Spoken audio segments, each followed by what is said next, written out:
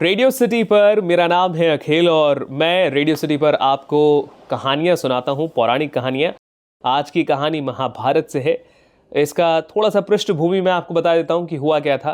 तो नारद मुनि के कहने पर पांचों पांडवों ने एक नियम बनाया था कि जब भी कोई भी भाई द्रौपदी के साथ कमरे में होगा तो दूसरा भाई कमरे में नहीं जाएगा। अगर वो जाएगा तो 12 वर्षों तक वो वनवास में रहेगा और उसे ब्रह्मचर्य का पालन भी करना पड़ेगा उन्हीं 12 वर्षों के दौरान। लेकिन किसी कारणवश जो अर्जुन थे वो उस कमरे में गए अपना धनुष और बाण लेने के लिए, और फिर उसके बाद जब उन्होंने अपना धनुष बाण का इस्तेमाल कर लिया, वापस आए युधिष्ठिर से उन्होंने कहा कि मैंने नियम तोड़ा है तो मुझे 12 वर्षों का वनवास मिलना चाहिए। युधिष्ठिर ने कहा कि देखो भाई, बड़ा भाई अगर पत्नी के साथ हो तो छोटा भाई पुत्र के समान होता है, उसके आने में कोई परेशानी नहीं है। परेशानी तब होती है जब छोटा भाई पत्नी के साथ बैठा हो और बड़ा भाई कमरे में आए। तो मैं आपको क्षमा करता हूं। लेकिन अर्जुन अपनी बात पर अड़े रहते हैं और फिर वो निकल जाते हैं वनवास के लिए। तो 12 वर्षों के वनवास में क्या होता है? अब वैसे तो बहुत लंबी चीजें हैं, लेकिन मैं आपको कुछ पॉइंट्स में बताता हूं। मेरे पास रामायण कह रहा हूं, मेरे पास महाभारत यहां पर है। तो मैं आपको बताता हूं कि अर्जुन अपनी बात पर अड़े रहते हैं। अर्जुन निकलते हैं 12 वर्षों के वनवास के लिए। तो अर्जुन के साथ बहुत से वेद वेदांग के मर्मज्ञ, आध्यात्मक चिंतन, भगवत भक्त, त्यागी ब्राह्मण, कथावाचक, भिक्षाजीवी, ये सभी लोग अर्जुन के साथ निकलते हैं। ये लोग जगह जगह पर कथाएं करते हुए चलते हैं। सैकड़ों वन, सरोवर, नदी, पुण्य तीर्थ, देश और समुद्रों के इन्होंने दर्शन किए होते हैं और अंत में ये हरिद्वार पहुंचकर कुछ दिनों के लिए वहां पर ठहरते हैं। ब्राह्मणों ने स्थान स्थान पर अग्निहोत्र की स्थापना की और वहां पर यज्ञ और हवन किया। अब एक दिन अर्जुन गंगा किनारे स्नान करने के लिए उतरते हैं। स्नान तर्पण करके हवन करने के लिए वो बाहर निकलने ही वाले होते हैं। नाग कन्या उलूपी उन्हें देख लेती हैं और उन पर मोहित होकर उन्हें पानी के भीतर भीतर ही खींच लेती हैं। मतलब उन्होंने अंदर से देखा और अंदर ही अंदर उन्होंने खींच लिया। अब जब वो नागलोक में पहुंचे, उन्होंने यानी कि अर्जुन ने देखा कि वहां पर हवन की अग्नि जल रही थी। तो उन्होंने अग्निदेव को प्रसन्न किया, हवन किया और फिर नागकन्या उलूपी से पूछा कि सुंदरी, तुम कौन हो? तुम ऐसा साहस करके मुझे किस देश में लेकर आई हो? तो उलूपी ने कहा कि मैं ऐरावत वंश के कौरव्य नाग की कन्या उलूपी हूं। मैं आपसे प्रेम करती हूं और इसके अतिरिक्त मेरी कोई दूसरी गति नहीं है। आप मेरी अभिलाषा पूर्ण कीजिए और मुझे स्वीकार कीजिए। इसके बाद अर्जुन कहते हैं कि देवी, मैंने धर्मराज युधिष्ठिर की आज्ञा से 12 वर्ष के ब्रह्मचर्य का नियम लिया है। इसके लिए मैं आपसे विवाह नहीं कर सकता हूं। मैंने कभी झूठ नहीं बोला और अगर मैं झूठ बोलूं तो मुझे पाप लगे। जिसके बाद उलोपी कहती है कि आप लोगों ने द्रौपदी के लिए जो मर्यादा बनाई है मैं उसे जानती हूं, परंतु वो नियम द्रौपदी के साथ धर्म पालन करने के लिए है। इस लोक में मेरे साथ उस धर्म का कोई लोप नहीं होता। यानी कि अगर आप मुझसे इस लोक में शादी करते हैं तो जो भूलोक पर आपने नियम लिया है उसका कोई भी खंडन नहीं होगा, वो उसी तरीके से रहेगा। आप मेरी इच्छा को पूर्ण नहीं करेंगे तो मैं मर जाऊंगी। जब इस तरीके से नाग कन्या उलूपी बोलती हैं तो अर्जुन उलूपी के प्राण रक्षा को धर्म समझते हैं और उनसे विवाह करते हैं और विवाह के अगले दिन ही वहां से निकल जाते हैं। वहां से यानी कि नागलोक से निकलते समय नाग कन्या उलूपी अर्जुन को एक वरदान देती हैं कि कभी भी कोई भी जलचर प्राणी आपको किसी भी तरह से भयभीत नहीं कर पाएगा, आप उनसे अभय रहेंगे। ये वरदान देते हैं और वो जो अर्जुन है वो वापस हरिद्वार के लिए आ जाते हैं, पृथ्वी पर आ जाते हैं। यहाँ पर आकर वो ऋषियों के दर्शन करते हैं, बहुत सी गायों का दान करते हैं, अलग अलग देशों के तीर्थों पर जाकर वहां के दर्शन करते हैं। ये सारी चीजें यहाँ पर की जाती हैं। तो ये सब करते करते अर्जुन पहुंचते हैं मणिपुर और वहां के राजा चित्रवाहन, जो कि बड़े धर्मात्मा थे, उनकी सुंदर कन्या चित्रांगदा पर उनकी नजर पड़ती है। अर्जुन उन्हें देखकर मोहित हो जाते हैं। ये वो समय होता है जब 12 वर्ष पूरे हो चुके होते हैं। तब अर्जुन की जब दृष्टि उन पर पड़ती है तो वो उनसे विवाह करने का मन बनाते हैं और वो राजा चित्रवाहन के पास जाकर कहते हैं, राजन, मैं कुलीन क्षत्रिय हूं, आप मुझसे अपनी कन्या का विवाह कर दीजिए। चित्रवाहन के पूछने पर अर्जुन बताते हैं कि मैं पांडव पुत्र अर्जुन हूं। फिर चित्रवाहन कहते हैं कि वीरवर, मेरे पूर्वजों में से एक राजा थे, उन्होंने संतान न होने पर उग्र तपस्या करके महादेव को प्रसन्न किया और महादेव ने वरदान दिया कि तुम्हारे वंश में सबको एक संतान होगी। यानी कि एक ही बच्चा होगा, चाहे वो स्त्री हो चाहे वो पुरुष हो, लेकिन एक ही होगा। मेरे वंश में भी ऐसा ही है और मेरे वंश में कन्या है, मैं इसे ही अपना पुत्र समझता हूं। इसका मैं पुत्रिका धर्म के अनुसार विवाह करूंगा, जिसका अर्थ ये होता है कि आपकी जब शादी हो जाएगी तब जो पुत्र होगा वो मेरा वंश चलाएगा, यानी कि अपने नाना के वंश को वो आगे लेकर जाएगा, अपने पिता के वंश को आगे लेकर नहीं जाएगा। ये पुत्रिका धर्म कहलाता है। अर्जुन इस बात पर राजी हो जाते हैं, विधि पूर्वक विवाह होता है। पुत्र होने पर अर्जुन राजा से अनुमति लेकर तीर्थ यात्रा के लिए आगे निकल जाते हैं। तो ये जो चित्रांगदा और अर्जुन का पुत्र होता है, इनका नाम होता है बभ्रुवाहन।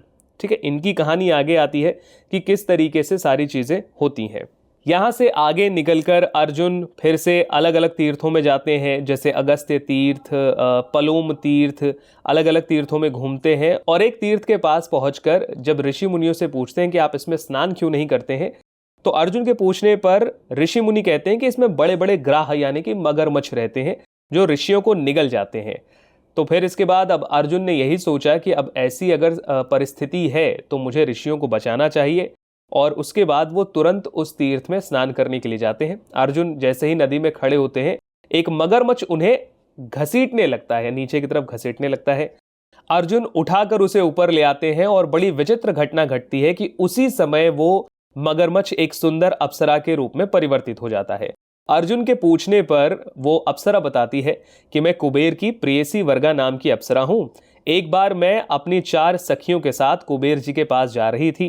रास्ते में एक तपस्वी तप में लगे हुए थे। हम लोगों ने विघ्न डालना चाहा। तपस्वी के चित्त में काम का उदय तो नहीं हुआ, लेकिन उन्होंने गुस्से में हमें श्राप दिया कि तुम पांचों मगर होकर 100 वर्षों तक पानी में पड़े रहोगे। इसके बाद देवऋषि नारद से यह जाना कि पांडव अर्जुन यहां आकर थोड़े दिनों में हम लोगों का उद्धार करेंगे। हम लोग इस तीर्थ में मगर होकर रह रही हैं।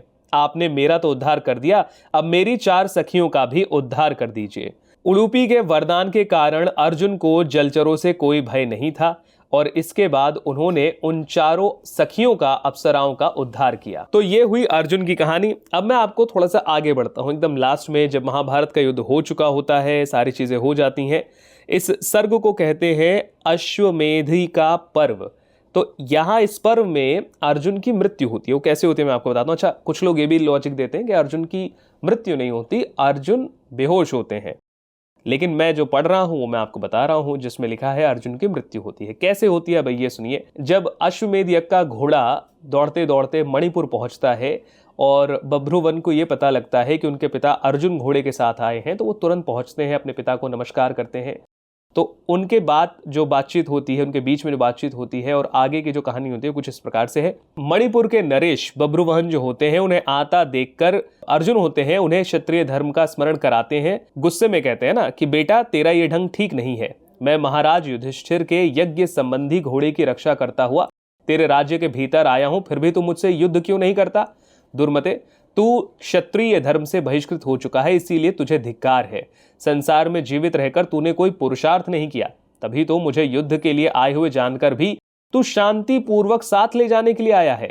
यदि मैं हथियार रखकर खाली हाथ तेरे पास आता हूं तो मेरा इस ढंग से मिलना ठीक हो सकता था। अर्जुन जब बभ्रुवाहन से उपयुक्त बातें कह रहे थे, उसी समय नागकन्या उलूपी धरती चीरकर वहां आ पहुंचती हैं।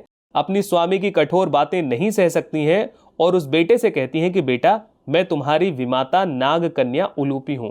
विमाता को आप इंग्लिश में स्टेप मदर समझ लीजिए या जैसे भी कहना चाहें।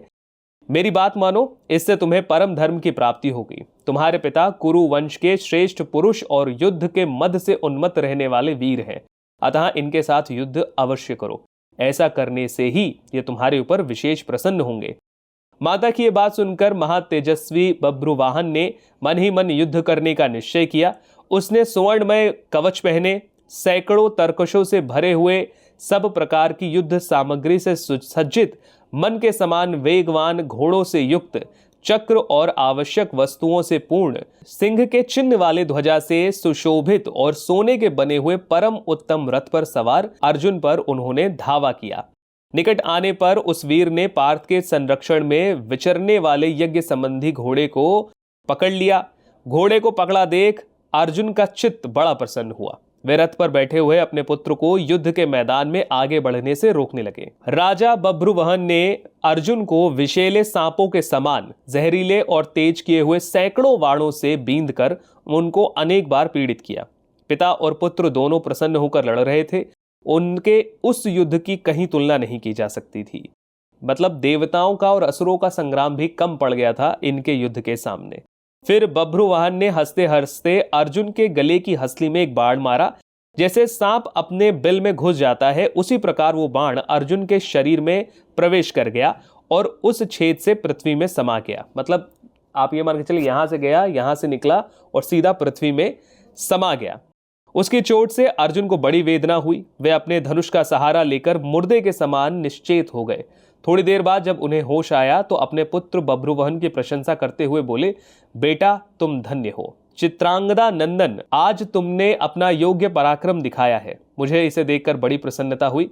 अच्छा, अब मैं एक बाण मारता हूं, तुम सावधान एवं स्थिर हो जाओ। ऐसा कहकर अर्जुन ने नाराचकों की वर्षा आरंभ कर दी। गांडीव धनुष से छूटे हुए नाराज इंद्र के वज्र के समान जान पड़ते थे, लेकिन जो बभ्रुवाहन थे उन्होंने भी नाराचकों के 2-2, 3-3 टुकड़े कर दिए। तब अर्जुन ने मुस्कुराकर दिव्य बाणों की वर्षा की और जिस रथ पर बभ्रुवाहन थे उसके ध्वजा को काट दिया, उसके घोड़ों को भी मार डाला। घोड़ों के मरने पर बभ्रुवाहन रथ से उतर पड़े और क्रोध में भरकर पैदल ही अपने पिता से युद्ध करने लगे।